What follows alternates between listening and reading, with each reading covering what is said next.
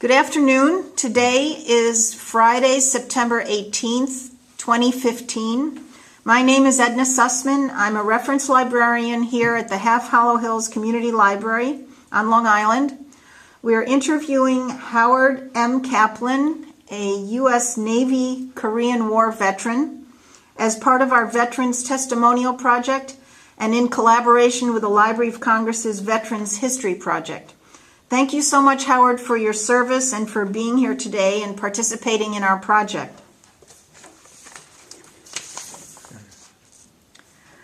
Howard, where and when were you born? I was born in New York, January 17th, 1933. And who were your parents? What were their names and occupations? My father's name was Jack Kaplan. He was an employee of the city of New York for many years. As what kind of work? He was an office manager. Mm-hmm. And your mom? In the city collector's office. Oh. Yeah.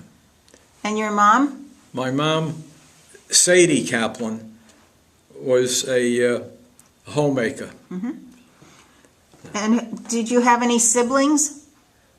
I had 3 siblings. I am the oldest. I have a sister, Gloria, who's 3 years younger than me. Mm-hmm. I have a brother, Leonard, who's 10 years younger than me. And I had another brother, Alan, mm-hmm. who was 13 years younger than me. He's recently deceased. Oh, sorry. Okay. And did any of them serve in the military? Alan served in the Navy during the Vietnam War. Oh. Now, what were you doing before you entered the service? Before I entered the service, I worked as a accounting clerk for Columbia Pictures in New York City. Really? And I was also attending CCNY in the city. For what type of degree? For general business degree. Mm-hmm. Did you finish it there? No, I didn't finish there. I finished later on after the service. Okay. Not there. Where? I went to, after the service, I went to NYU Business School for a year. Mm-hmm. And then I transferred to Michigan State University for the remaining 3 years. That was a bachelor's? And I have a bachelor's degree in accounting. Uh-huh. Now, you served in the Navy, right? Yes. Did you enlist or were you I enlisted. You did. Why did you choose that specific branch? Why did I choose the Navy? Because I didn't want to go in the Army. They were after me from the draft board. Really? Yeah, they took a few of my friends, and I was going to be called pretty soon, so I beat them to the draw. Good, okay. And what happened when you departed for training camp and during your early days of training? What was it like?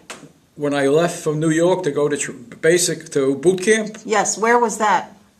I went to boot camp at Bainbridge, Maryland. Huh. It was a Navy facility that reopened. It kind of closed after the Second World War, and it reopened for training at the beginning of the Korean War. And how long were you there for training? I was there for 12 weeks, 3 months. Did you have any specialized training there, or what did they train you in? Just general training. You went to classes. You went to exercises that they put on for you. A lot of marching and school and classes in Navy, just to get used to what the Navy was doing. Like procedures and... Yes. Uh-huh. Now, do you recall any of your instructors? In boot camp? Yes. Yeah, my main instructor was was the head chief petty officer. His name was Peasley. He had been in the Second World War, and then he was discharged, and then he was recalled from the reserves during the Korean War, and he was like a father to us. Really? So you got along well. He was a nice... Yes, very good.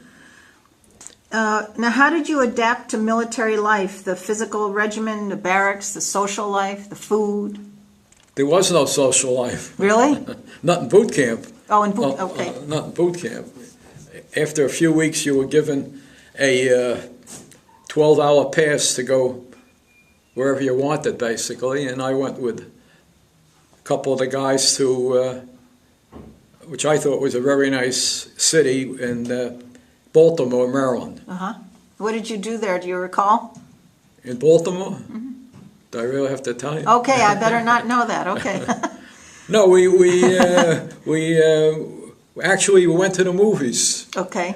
We went to the movies, and we had a few beers, and that was about it. Then we went back on a bus back to boot camp. Was it pretty close to Baltimore? Yeah, Baltimore was about I don't know, it's about a couple hours drive from Bainbridge. Bainbridge was actually in a town called Perryville, Maryland, and the auto train, the train which is now Amtrak, I think it was Atlantic Coastline, and stopped at Perryville. And a few weeks into boot camp, they allowed your parents to visit, so my mother came with my younger brother, Leonard. They came to visit me. Oh, nice. And that was it. Now, you were there for 12 weeks in boot camp, and then what? After the 12 weeks, I was designated an aviation recruit rather than a seaman recruit. Okay. There were only 10 of us that were airman recruits. The rest were seaman recruits. So it's a more select group for the I think so. air? Now, why did they pick you? I don't know. Oh. I don't know why. They picked us, and they sent us all after boot camp to aviation preparatory school in Jacksonville, Florida. Oh. They put us on a train with our orders, and the 10 of us went to report to the Naval Air Station in Jacksonville, Florida, for another school, which was about 3 months. Wow. What did you learn there? They taught you everything about the aviation aspects of the Navy, different categories of what you could do, electrician, ordnance, storekeeper, metalsmith, different things. And after you finished the course, they gave you exams every week. And after the course was over, they assigned you to a different category and a different school, or they assigned you to a ship, which was usually an aircraft carrier. So then I was assigned to. I went to the school, and then after the school, they sent me to. It was also in Florida. And wait, I have a question. Now, all 10 of you learned the same thing at this Florida school, and then they. It was competitive with others from other places went there. There were Marines with us in the classes, from Marines that were going through the same thing basically we were, and then they assigned you to an actual area that they want you to work in, which in my case was aviation ordnance. What does that mean? Ordnance, you take care of all the guns, rockets, bombs, and the plane itself. Wow. And you had classes there every week, and you got graded. So Did that involve like inventory always of what you had, or also learning how to shoot the weaponry? it covered many things for ordnance, and that was be your category. You were an aviation ordnanceman, or you were an aviation machinist, or an aviation electrician. They sent me to ordnance. Now, I didn't realize the Navy had so many planes. Because usually, why not the Air Force? Excuse me? The Navy had so many planes that they... Yes, they had various air groups. Where I was located, where eventually was an air squadron, a jet squadron. After the ordnance school, you had your choice based on your grades that you made. That's why they kept it competitive. And they put assignments on a blackboard. And the number one person who had top of the class got the first pick, where you want to go. Oh, he could choose. Could choose. Ah. Yeah. What were the choices? The choices were many. There were about 50 in our class. I believe it was number 22 out of the 50. And they put assignments on a blackboard, and number one, take your pick, then they erased it. They went down the line. When they got to me, I wanted to stay in Florida. I could have gone to California, I could have gone to Texas, a few other places. But I wanted to stay in Florida. So they had assignments right in Jacksonville. They have a big naval air station there. But they also had a small naval air station, a squadron in Sanford, Florida, where now there was some trouble these years, but those years it was a nice town, very nice town. So I went there, and I went home for a couple of weeks, and then I had my orders, and I had a report to the commanding officer, personnel officer. In Florida? In Fighter Squadron 34, which was a jet squadron. They had 16 jet planes, and that's where I was going to be stationed. So that's how I got to Fighter Squadron 34. I see. And did you stay there the whole duration of your service? Almost. I stayed there. Shortly after I went there, the squadron was assigned to go to the Mediterranean for 6 months, approximately, on the aircraft carrier, USS Leyte, CV-12, 32, CV-32. CV-12 was a different one. And we went there. And while I was there... Well, you flew to the Mediterranean? Or no. You sailed? We flew to Norfolk, Virginia. Okay. And then? The Naval Air Station, where the aircraft carrier was located. Okay. And our planes flew there, and we flew on a big airplane. I forget what it was, like a Constellation, but it was a Navy one. And they flew us down there, and we got our assignment, and we reported to the ship. And where was it stationed then? The ship was in Norfolk, Virginia. No, but then where did it go? Then after we got on there a few days, it left, and it went in the Atlantic. It went over to the Mediterranean. The first stop was at Gibraltar. So we stopped in Gibraltar, stayed there a few days. We were able to get off and walk across the border to visit Spain, which is right across the border from Gibraltar.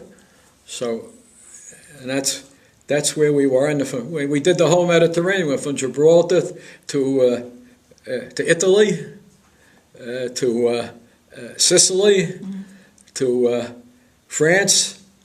We went to Genoa in Italy. We got to see where Christopher Columbus lived in Genoa, and then we went to France, to Nice, and the French Riviera, Cannes, and then we went Went all over. Now, France, how then we long went to Turkey, Oh.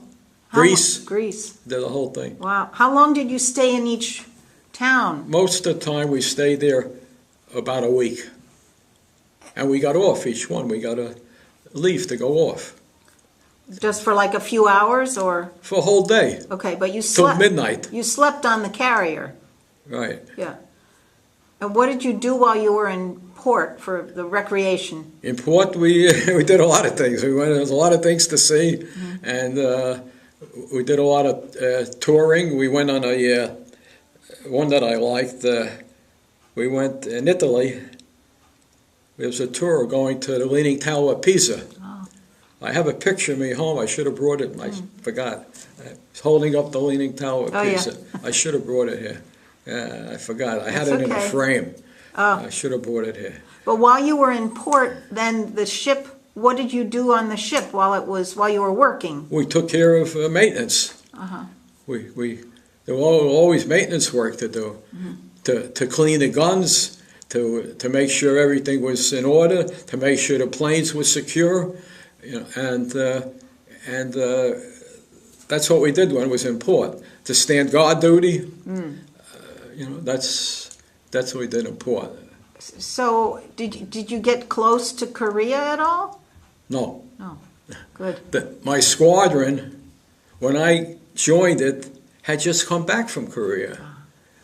They were there for several months, and they came back to Sanford, Florida, where I joined them. So a lot of the men that were there had already been to Korea. Uh-huh. When I joined it, they were scheduled for the Mediterranean rather than Korea. So how long were you abroad? Well, we went abroad on the Mediterranean. We went we left in August. We came back in February. Oh, wow. You came back to where? Florida? No, to Norfolk, Virginia. Oh. It was a big Navy base. They lived. Well, prior to going to the Mediterranean, my squadron, we went on the lake. We went to Halifax, Nova Scotia. That was prior. Okay. It was like a shakedown cruise to get the things in order, to get ready for the big one. So we went to Halifax. So we got off there, took a tour of Halifax, and which I recently visited again a few years, about 4 or 5 years ago. Oh, yeah. But that was before the European cruise. That was it.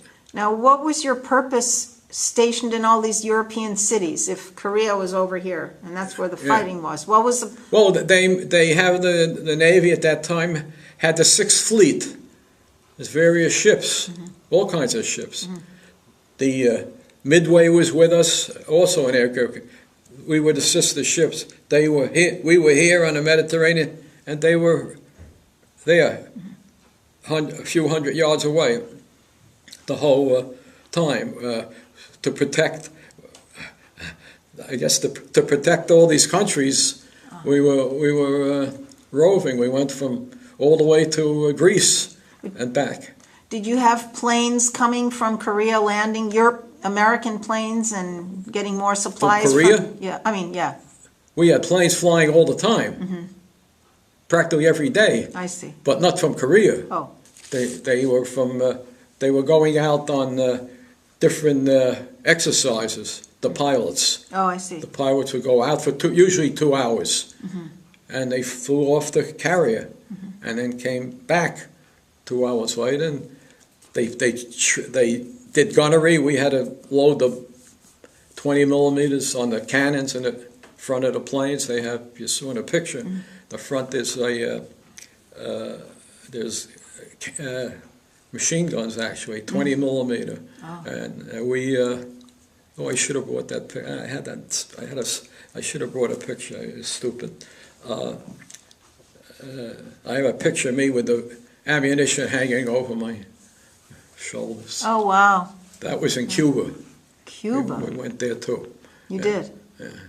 Within those, you were gone like 5-6 months. During that trip, you went to Cuba too? No. Oh. different time, Oh, when was that? a year later. Okay. We came back from Mediterranean, docked at Norfolk, Virginia, and the first thing they brought us when we docked was fresh milk. Why? Because 6 months we didn't have fresh milk. Huh. You had powdered milk. Oh. So you got used to it. Uh-huh. But they had fresh milk. How was the food in general?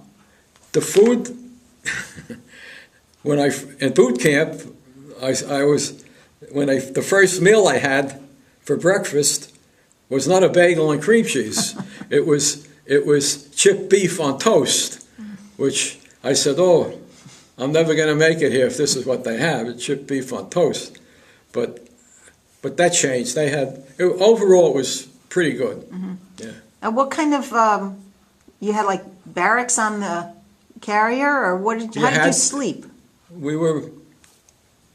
There's the flight deck, there's the hangar deck, and there's the quarters, enlisted men and officers' quarters. And ours was 2 decks below the hangar deck, so you're like pretty far down, and you had triple bunks. Triple? Wow. Yeah. It's a big carrier, but they needed space, so you had triple bunks, and you got used to it. How many servicemen do you think were on the carrier at any one time? Over 3,000. Wow. Yeah. Wow. Yeah. How did they keep supplies for that many personnel? Well, they had supply ships that would join us every once in a while in the Mediterranean. We'd be here, and a supply ship would come in, and they had a line going across, and they transferred the... Along the line? Yeah, they had packages, Oh. and they transferred it from their ship to our ship, and they also refueled. They also had refueling, and also they got supplies when they went into port. When they went into one of the ports in Genoa, Naples, we went. Naples, a nice, very nice city. They had supplies brought to us, or they have a supply ship there in port, and they bring the supplies over. Did you witness any combat action? No combat, but I saw several people get killed. How did that happen? It's written on there if you see it there. Okay. Well, tell us. Well, the first time was off the coast of Italy. We were anchored, actually. We weren't in port at that time. We were anchored out, and I had to stand guard duty on the flight deck with one of the officers. I became a petty officer. I got promoted, 3rd class petty, and a pilot who was our personal officer, and he was a pilot. And we stood guard duty for 4 hours while everybody else was ashore. There's 4 sections. 3 sections get liberty and 1 section stays on. So our section stayed on that night, and we walked around the ship on the flight deck to see that nothing was loose, that the planes were secure. And then we took a break, and we sat in a little cubby hole there, and we spoke for 4 hours. And they told me, that he was very nice, but he told me he was a teacher in Massachusetts, and he was called in the reserve pilot, and he was serving his time as a pilot. Anyway, 3 or 4 days later, we left the port. We left, and we went out. He got in his plane. I was at that time a plane captain. I took care of the plane. made sure the pilot was seated correctly and everything was in order, that was fully gassed. And I saw him off. He waved, went off the catapult. 2 hours he's supposed to be back. Never came back. Never came back. Where was he headed to where? Where was it headed? Just for exercises, to fly, and he and another pilot, two of them flew together, in separate planes, and they fly around and check their guns and check their instruments to see that the planes are working. And there's one per plane, one serviceman per plane, just Yeah. the pilot? Yeah. Okay. Yeah, one plane. He never came back. They went to looking for him. The pilot that flew with him, I remember his name, Stone, said he was flying with me, and then I didn't see him anymore. Ships from all over came around to look for him for a couple days. They didn't even find the wreckage, just like they were playing recently. Yes. They couldn't find wreckage. Here they found something in that plane, that commercial plane. They never found anything for him, and they gave up the search. Never found it. The only thing they could figure out that his oxygen went out, and he blacked out. And wow, they never recovered anything. They had a memorial service. I still have home the memorial service brochure that they had on the ship for him. Where were you? Where was your carrier? Where was it, in the middle of the Mediterranean, or where was? Yeah, in the middle of the Mediterranean, not far off Italy. So he wouldn't have been shot down. No. There was no shot down. He was about 30 years old. Yeah. Wow. What else? His name was Ralph Josky. How old were you then? I was 19. That was my second year. I went in when I was 18. This was about a year and a half later. Yeah. And then there was the other incident, which was a big incident. It's on there. All right, we came back from Mediterranean. Then we went to Cuba for a month on the Hornet, USS Hornet. But they took us off the Hornet and they put us on an airstrip across the bay from Guantanamo Bay, where the prisoners are over there. There's an island called Leeward Point. If you look on a map of Cuba, you'll see Cuba. Guantanamo Bay is on the southeastern part of Cuba. Havana is all the way on the western part. Okay. So we went off the base in Guantanamo. There's a little town there, but anyway, if you see little dots on a map, that's one of those is Leeward Point. You can walk across it in 5 minutes. That's how. On one side was Caribbean, calm. The other side was the Atlantic Ocean, heavy waves. So we stayed on that island for a month, and that's where I got injured. Oh. We were operating 24 hours a day. I got my foot run over, my right foot. I never got compensation for it, by the way. Oh. And I had a cast for 3 months. You got run over by, what did it? Little trucks that ride around on the airfield. Those little trucks that you see. How did that happen? It was dark. It was 3 o'clock, 4 o'clock in the morning, and one of the guys that was driving, he didn't see me. Were you on guard duty or something, or? No, I was working. Oh. I was working, and so I fractured my foot. They took me on a little Liberty boat across the bay to the hospital in Guantanamo Bay Hospital. They were a big, very nice hospital. They did. Anyway, I stayed there for a week or so, and they put me in a cast. And then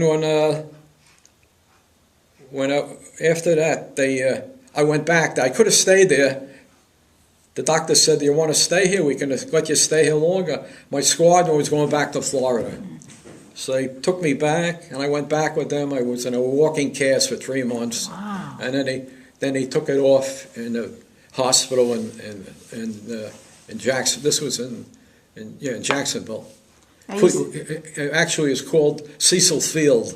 It was a new jet field they built 20 miles west of Jacksonville, and they had the big field at Jacksonville. This was Cecil Field, but it was still called Jacksonville. Anyway, you were going to tell us about how you there was an incident where you lost someone else. 103 men got killed. Yeah, it was in a newspaper. If you look it up on the Google, if you can look it up. Anyway, later on in 54, May of 54, we were set to go another Mediterranean cruise, and before that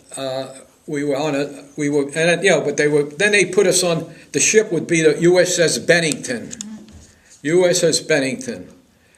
So we boarded the Bennington, also in Norfolk, Virginia, and we went on the ship. We went out to sea for a shakedown before we went to the Mediterranean again. Anyway,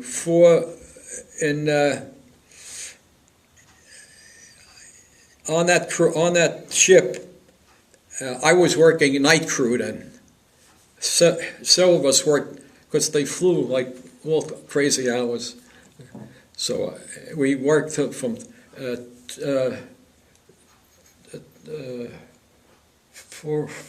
4 o'clock till midnight. Wow. 4 o'clock till midnight. And I was in charge of an ordnance crew, 4 of us, me and 3 others. So we got off at midnight, and we went to bunk, to rest, to sleep. And God was good with me that night, because I went to sleep, and usually I got up for 6 o'clock with my 3 friends that worked with me. We went to breakfast. We went to breakfast. So one of them, a close friend of mine, Tom Hackbarth, he was my age, same aviation ordnance, and he woke me up to go to breakfast. You're going to breakfast? I said, no, I'm not. I had a cold. So I went to the sick bay. They gave me some aspirins or something to take. So I said, I'm going to sleep in. I'll go out later. I'll sleep in, and I'll go. Breakfast is up till, you can go there till 9 o'clock. I'll go later. And that was it. He left with the other 3. About 15 minutes later, I heard an explosion. I was in the back part of the ship, the aft, they call it the aft part of the ship. The mess hall was in the front part of the ship. That's where the explosion was, where the catapults are that shoot the planes off. Somebody, and they were hydraulic catapults. At that time, all the ships, aircraft had hydraulic catapult, which gives off a hydraulic, just like carbon monoxide, but it's not carbon monoxide. Anyway, someone may have lit a match, or there was something. There was an explosion in a catapult room, and practically everybody that was in the mess hall, officers' mess and enlisted men, they were both next to each other. Warrant officers, they got killed. Oh, most of them.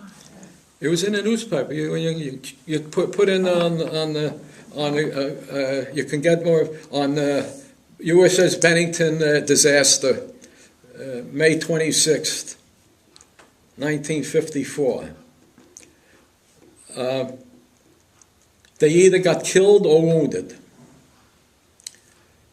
So, after the explosion, they announced on a loudspeaker, everybody go topside, go to the flight deck for a muster to see what. For what? To see who's there and who's not there. Uh-huh. It's like a roll call. Uh-huh.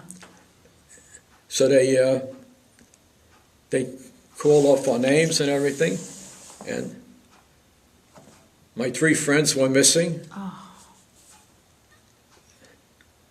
2 pilots were missing, and 2 enlisted men.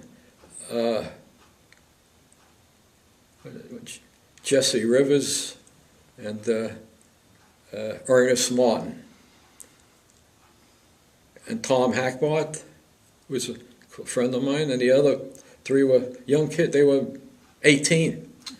I was like 21 already at that time. Mm-hmm.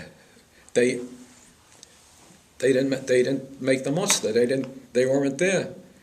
The whole day we carried off the wounded and dead. Lined them up on the flight deck, not on the flight deck, on the hangar deck. And we had to identify. And how many you said were killed? I believe it was 103 killed and about 250 wounded. Wow. How many on the total on the carrier? Over 3,000. Oh, on that one too? Uh-huh. Yeah. So we couldn't find Tom. So one of the officers, I said, I can't find Tom Hackbart. He says, oh, he was taken to the Newport. We went in Newport, Rhode Island. Quonset Point, it's called. That's where the ship went, after the explosion. Where was it during the explosion? Where was it? Where was it again during? It was off the New England area. Okay. Yeah, New England area, yeah. But he said, oh, Tom was taken to the hospital. So, okay. Then, and the smell was, you couldn't sleep or anything. It was afraid to sleep there. They took us off, put us in barracks in Naval Air Station, Quonset Point, Rhode Island. And the planes were taken there. Well, all the planes that were, when it happened, most of them were in the air, so they just flew there. There were only 2 planes left, so they took them over to the Quonset Point. But anyway, the next day we got off. We were able to call home, and we were able to go home. Mm-hmm. I was able to go home for a weekend, and but meantime, the first day we were in port, they gave us hours to go off. We were going to go to visit him in the hospital. And while we were walking there towards there, it was walkable distance. One of our pilots that was up in the air when this happened. Mm. He was coming back from the hospital, so he went to visit there. So we asked him. He said he didn't make it. Oh, wow. So did they ever figure out what caused the explosion? Well, they said that there was probably hydraulic fumes in the catapult area, and something sparked it, the explosion. They had an investigation. It was in the newspapers for several days, a couple of weeks maybe, and they had an investigation. But as a result, any new aircraft carrier that was built after that doesn't have hydraulic catapults. Huh. They have steam. To shoot them off. Safer. Can't explode. Steam. So. Wow. So that's then as a result. By the way, Did you know Ed Lowe, The writer. the writer? Yep. Yeah, he wrote this up in a newspaper. I have it in a frame Huh. at home. My son, the lawyer, has it in his office. He has that Ed Lowe's write up. It was a whole page in a Sunday edition in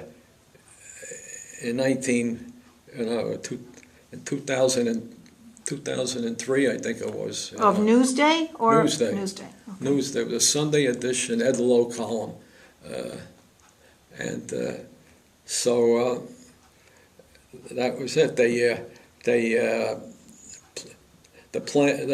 ships were all fitted with steam catapults, and then after that, So you didn't go back to that ship, the Bennington. never went on it again. What ship did you go on after that? I went on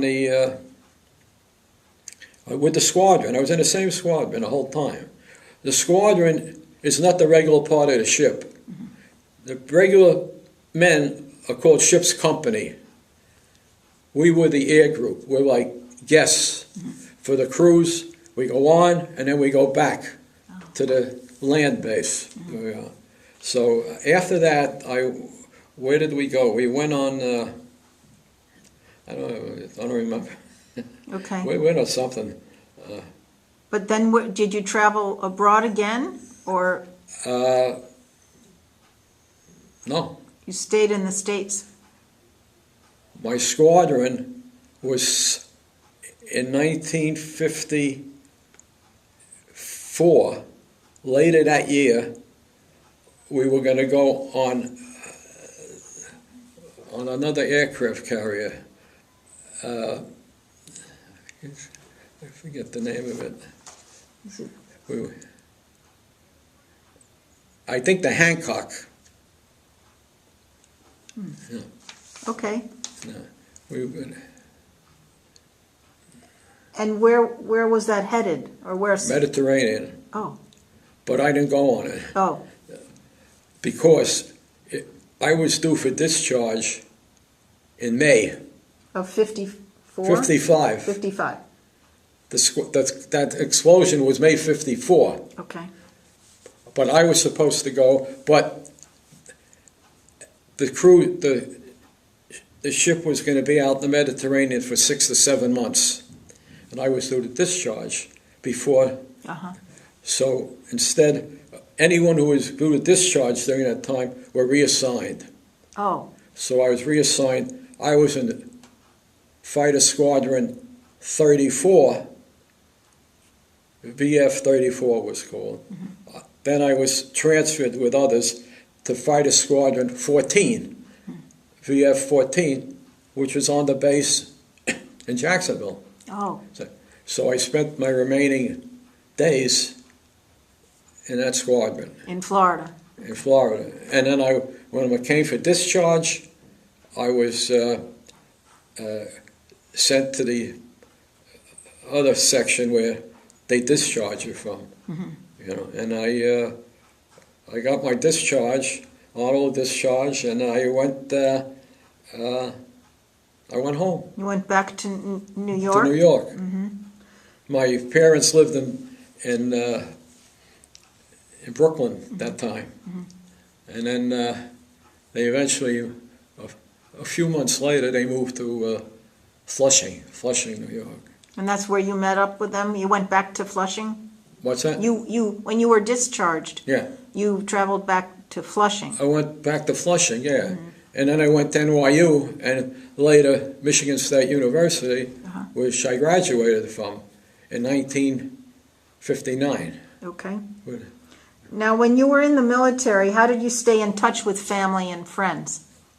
With family? I called once in a while, and I sent letters.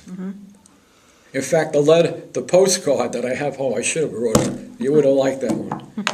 It showed me with my friend Ed, who was who I met in the squadron. Was he in it? No, he was in a different picture. Anyway, it shows me holding up the Leaning Tower of Pisa. Oh, yeah. And I actually went up to the top. Nice. They Oh, you let did. They let you go to the top then. I walked, today I couldn't even walk up one flight. I walked up to the top there, and I had a picture of me up on the top there. Nice. And that was, yeah, we went on a tour. And then there was a nice Italian restaurant right across the street from the Leaning Tower of Pisa. So we went there. We had a good meal there. There was a Tower of Pisa, and right next to it was a beautiful church, ancient. And it was very interesting, that tour. That was when I was first, my second year in the Navy. You weren't married then? No, I wasn't married. I went off to a friend of mine who was going to Michigan State University at that time, later on. And I was going to NYU, and I mentioned to Morty, I said, you know, Mort, I'm tired of school.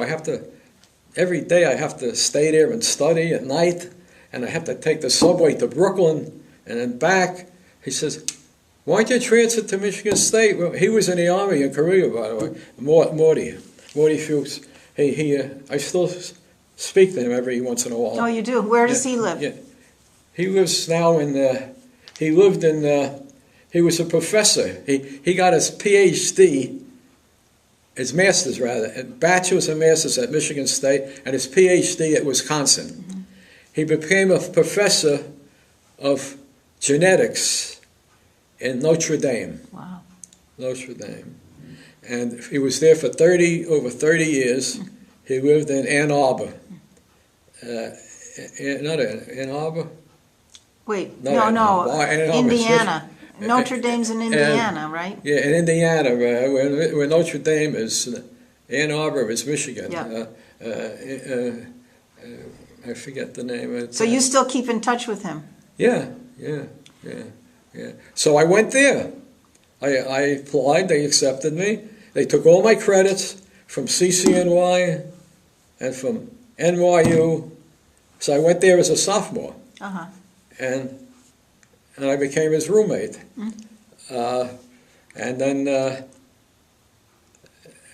he left. He was ahead of me already. He was 2 years ahead of me. And your degree was in what? A bachelor's degree in accounting. Uh-huh. They had a big business school there. It used to be called the School of Business and Public Service at Michigan State. Beautiful campus, beautiful place, really. And they changed the name to, what is his name? They changed the name to a guy who was 4 years ahead of me. And he donated $20 million to the School of Business, and they changed the name. In his name. Okay. I had a senior moment. That's okay. Now, when when you were discharged, had the war ended? Yeah. So where were you when the war ended?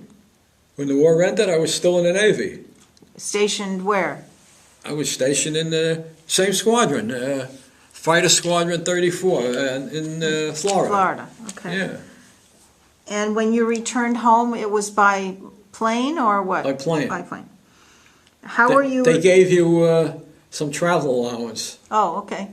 A lot of times when I went home, I took a train, but it was too long. I wanted to get back, so I took Eastern Airlines. They're not in existence anymore. How were you received by family and your community? What? How were you received by your family and community? Yeah, pretty good. Yeah. And how was the adjustment to civilian life? To civilian life? Yeah, I adjusted pretty well, but I could never study at home. I had to go to the library because I had two much younger brothers and a younger sister. So at Michigan State, I didn't have to travel back and forth. I walked from where I lived to camp to the library. It was Very good. In fact, I had a car there too. I drove from Michigan, from New York to Michigan. Wow. I had a 53 Chevrolet, a used one, and I drove, and non-stop, just for food. And when I graduated, I drove home. And I took some students with me. You drove back to New York. Go back to New York, yeah. Is Yeah. that's where you started your work? Where did you start working? Pardon me? Where did you start working after that? I started working only about 2 weeks later As what? as an accountant. Oh, I got a job with a CPA firm in Broadway, 160 Broadway. They're no longer there. S.P. Cooper and Company. I worked for them for a year. I think I was making a lot of money then, $75 a week, with a degree. wow. Did you get your CPA? No, my son is a CPA. He Oh, got really? it. Oh. My other son. Oh, the other One is one's a lawyer and one's a CPA. nice. They live in the island. One was here in Melville. He has an office on Route 110. On 110, he owns the building there, Kaplan and Kaplan. And the other son lives in Nesconset. He has an office with two partners in a CPA office in Queens. Nice. He's in Queens. Yeah. Nice. Have you remained? You said you did remain in contact with a couple of your veteran buddies. Yeah. Well, I made contact with just after that. Well, my friend Mort, who I still, in fact, I was at his house. I took my son there when my son was looking for colleges. We went to Notre Dame. We went to Michigan State. We went to Syracuse. We went to Oswego, where he eventually went to Oswego. And then it was too cold there, too much snow. He went to Hofstra. Oh, okay. And the other one? The other son went to SUNY Albany, where his wife graduated from also a year or two later, and she became a lawyer. And they live here. And he went to Albany and then he went to Brooklyn Law School. He went to Brooklyn Law School. Now, did you meet your wife in Michigan, or No. how did you? Where did you meet her? When you were already out of school and you had What? met? You were already graduated. Yeah. I met my wife. In a hotel. Okay. In a hotel. Yeah. I'll remember the name. In the Greenwich Village, Hotel Earl. Earl. Okay, Hotel Earl. What happened? Those are the years when I was a Democrat. Okay. The Democrats, a friend of mine, Stewart, was very active in politics. So I met him. I met him at a dance, actually. Okay, hold that thought. I got to put in a new battery. One moment. Okay, we're back with Howard M. Kaplan. We had a little battery issue, so you were telling me about meeting your wife. Oh, a friend of mine In New York, right? in New York, who I had met a few months prior, he said, they're having a political rally. Why don't you come with me? And there's going to be a dance. I'm not a dancer. Anyway, so could you pick me up? He didn't drive. I picked him up. He lived in the city. I picked him up. We went to this meeting, and what had happened, it was the Young Democrats for Adlai Stevenson. Oh, yeah. Remember Adlai Stevenson? Sure. He was looking for the nomination, and he was running against a guy named John F. Kennedy. Okay. But this was Adlai Stevenson. So I went. And that's where I met my wife. Nice. So I can always blame the Democrats for something. Good. That's good. Nice story. Now, are you a member of any veterans organizations? I was a member at Michigan State. I was a member of they had a veterans club, a veterans club there. But once I got in school and just in school, and after that, I got working and all that, working and married, and I never seemed to have had time to for the groups, Okay, now how about some thoughts about your wartime experiences? How do you think your wartime experiences affected your life? Well, excuse me.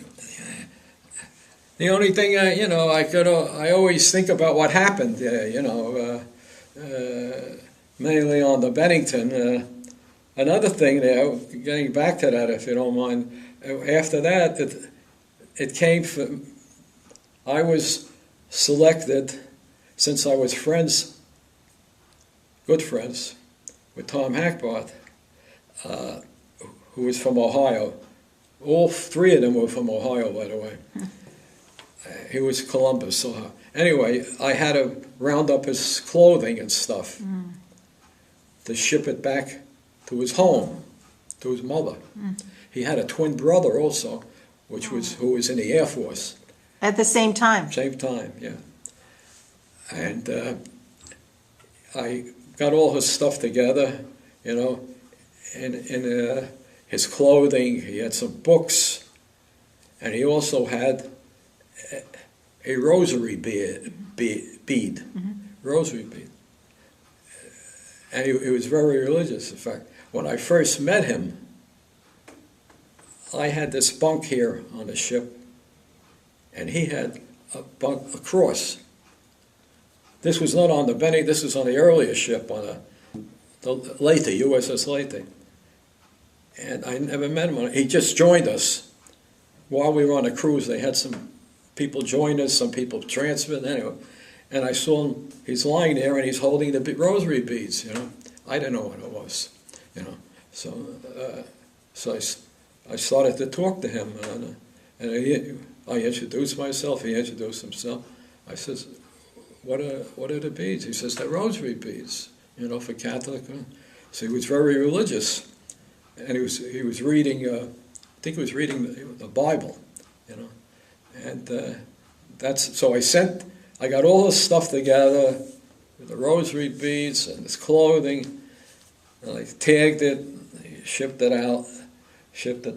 About a month later, I got a letter from his mother, which I have home, with pictures of the funeral, and his brother, and what was in the newspaper in Columbus, Ohio. It showed his twin brother and him, and she sent me she said, thank me for sending it. And she sent me these pictures of carrying his casket out of the church. And then it said where, that he was, the burial was in St. Joseph Cemetery in Columbus, Ohio. So those are the... It stays with you forever. Yeah. How do you think your military service has impacted your feelings about war and the military in general? Korean wasn't even called a war. Right. It was called a conflict, wasn't it? Yes. I never heard of Korea. I was in high school, Boys High in Brooklyn. I read Korea. Where's Korea? And I look up on a map. And then over 50,000 men got killed there. Wow. Yeah. Well, how do you feel about war and the military in general? There's always gonna be war. You think so? Especially now. Yeah. The different factions of Muslim, there's the Sunni, the Shiites, they're all fighting each other. Yeah. They're all killing each other. They can't even go into a mosque and pray and hope that they don't get explosion there, So I mean, you can't blame all the Muslims, but they're crazy. Some of them are crazy people. Who else will go in and a woman or a man, and women now, kids, blow themselves up? They're gonna go to heaven and wherever it is, and they believe it. You know, by blowing themselves, they'll be rewarded. Yeah. What kind of reward are you gonna get? Yeah. Ridiculous. You know. Was there anything you did that you maybe regretted during your service? Did? Yeah. I had a tattoo. Really? Yeah. Where was that done? And I don't mean on your body. I mean I'll show you. abroad. No, I mean in the States or abroad. Oh, you had it taken out? Yeah. I had it taken out. Yeah. Where was it done? In the States? It was done in Baltimore. Baltimore. Oh, before you were sent over. Yeah, when we had first leave, I was with two friends. They were a little high from beer. They weren't allowed to serve beer if you're under 21 there. Oh, right. I was 18. One of them was over 21. Mm-hmm. He got the beer. So they decided to go. There were tattoo parlors on there on Baltimore Street. Mm-hmm. Who years later I went there to the Inner Harbor. Yep. They built it up beautiful. It used to be a slum there. It was a slum those years. You wouldn't want to walk there alone. Mm-hmm. Now, so I went with my wife. I said, see, this is street where I got my tattoo. But it's all fixed up now. It's nicer. It's nice. I've been there. Kind Yeah. of seedy there. They had movies with burlesque and all kinds of tattoo parlors. But anyway, so I had this tattoo, an anchor. Uh-huh. But when I came home, when I went to my grandfather, who was a very religious man, you couldn't be any more religious than him. If he saw that tattoo, he'd go nuts. So I used to wear a long sleeve shirt. Long sleeve shirt. Did your parents know you had it? I showed it to them. Uh-huh. Yeah. They said, they don't care. My parents weren't that religious. But my father's father, he was very religious. So, when I back in the Navy, I had an examination at the clinic there on the base in Florida. And the doctor saw the tattoo, the doctor there. He said to me, "Are you happy with that tattoo?" I says, "You know, I'm sorry I got the tattoo." He says, "If you want, I'll have it removed." I said, "Oh yeah?"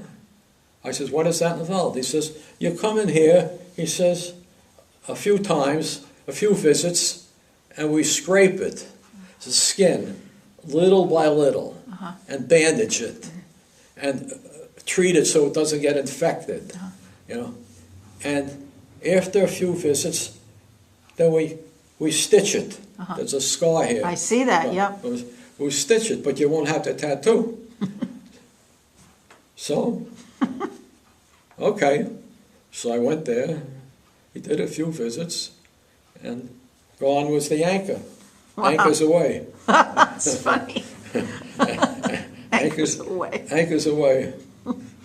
So that was the only thing you regretted Yeah. doing? Yeah. I also regretted eating that chipped beef on toast the first day. They called it something else. They did? Yeah. Do you remember what that was? I don't want to say. Okay.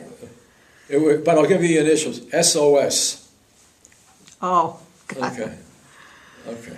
Now, what message would you like to leave for future generations who might view this video?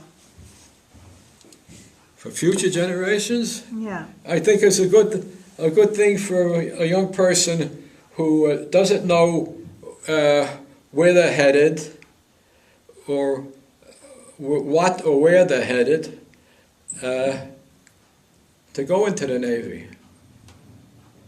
You know, most of it is good. Some of it is not good. But 90% of the time, also depending where you're stationed and most of the time it'll be good for you. Plus, you can get paid for college. Yeah. Nice. Yeah. That's it. Is there anything you feel we haven't discussed or you'd like to add? You pretty much covered a lot of things, that I can't think of anything else. Okay. Well, thank you very much, Howard, for your service and your You're memories. welcome. We really appreciate it. Thank You're you. welcome. Thank you.